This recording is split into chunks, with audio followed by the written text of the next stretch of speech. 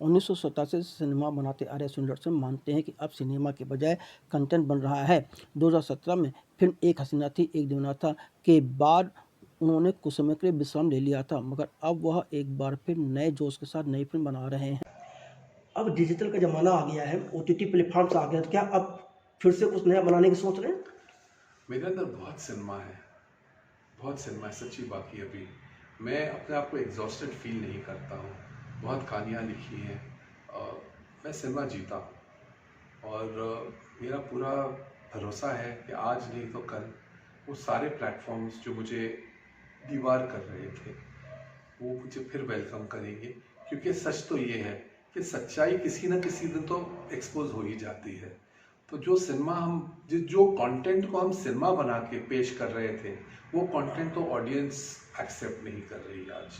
इसका मतलब है ऑडियंस को सिनेमा की ज़रूरत है, और सिनेमा की ज़रूरत है इसीलिए वो हिंदी फिल्मों के जगह तेलुगु फिल्में और तमिल फिल्में जो सिनेमा को आज भी रिटेन करती हैं उनका डब्ड वर्जन देखना लोग पसंद कर रहे हैं, ना कि ये डॉक्यू ड्रामास और ये जो हिंदी में जो बन रहे हैं आजकल सिनेमा के नाम पे।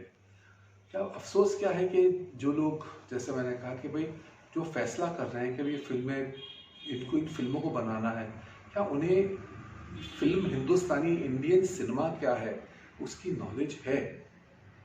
मैं अक्सर लोगों से मिलता हूँ और मैं ऐसा फील करता हूँ, इन लोगों को मिलता हूँ जो अपर वाले हैं, और मैं फील करता हूँ कि इनकी सोच में जो है ना रियलिटी किससे कितनी परे है, लेकिन वो उन किताबों तक लिखवा के खुद ही अपने आप को साइड कर चुके कि सच्चाई ये है और यही सिनेमा है।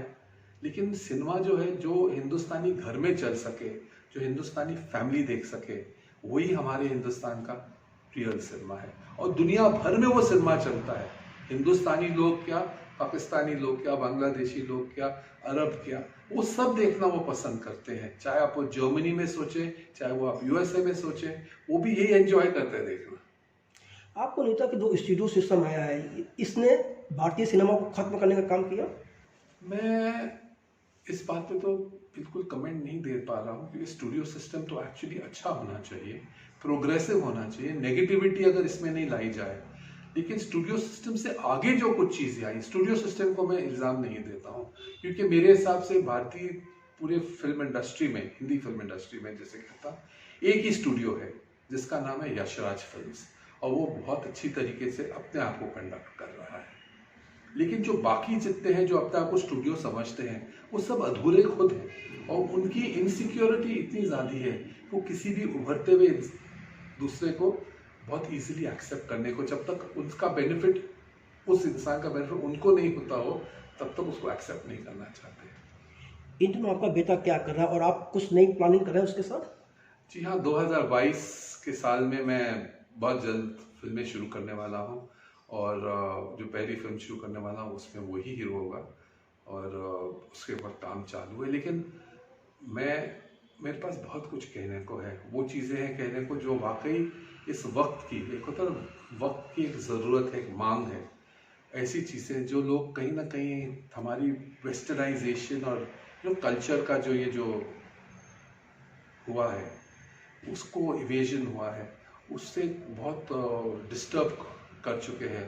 तो लोगों को, मैं फील करता हूँ कि इंडियंस को कहीं ना कहीं जो हमारी हिस्ट्री है, हमारी सिविलाइजेशन है या हमारे कल्चर्स हैं, उनसे कनेक्ट करने के लिए हमारा सिनेमा जो है एक बहुत इम्पोर्टेंट माध्यम है, और उस सिनेमा को उस ओर ले जाना कहीं ना कहीं हमारा फर्ज बनता है एज अ फिल्म मेकर। यहाँ एक सवाल आता है, जो आपने इंदौर में ट्रेनिंग ली थी, जो अनुभव हुए थे, आपको नहीं था वो सारा अनुभव इस वक्त बेकार हो गया है?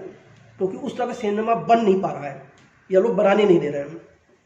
एक चीज़, एक ट्रेड साइकिल है, जैसे एक साइकिल होती है ना, तो वो जो आप हम सोच रहे हैं कि भाई वो डाउन हुआ, वो फिर उभरेगा और ऊंचा उभरता है हमेशा। तो मैं तो उम्मीद से, मैं निराशा में नहीं बिलीव करता हूँ। हाँ, तकलीफ़ होती है जब नाकामी मिले, और तकलीफ़ तब होती है जब लोग आपको परेशान करें, लेकिन मैं उतना ही दृढ़ हो गया हूँ, मैं उतना ही समझता हूँ कि मेरे पास बहुत खूबसूरत फिल्में हैं, और जो भी होगा मैं हर हाल में उन फिल्मों को बना के सिनेमा कैसे कम्युनिकेट होगा उस वक्त मुझे नहीं पता, लेकिन मैं कम्युनिकेट करके वो दे के इस इंडस्ट्री को देना चाहता हूँ। एक इस समय जो सिनेमा बना, पिछले 10 सालों के सिनेमा को हम देख रहे हैं, तो परिवार गायब हो गया है। यही तो अफसोस है। पिछले, मैं 10 साल क्या, मैं तो कहूँगा 15 साल से अगर आप देखें तो क्या हुआ है वो कुछ समझ ही नहीं आ रहा। इन्होंने कौन से अमेरिकन सिनेमा को इंडिया में रिक्रिएट करते हैं, क्योंकि वो जितने लोग हैं वो अमेरिकनाइज हो गए।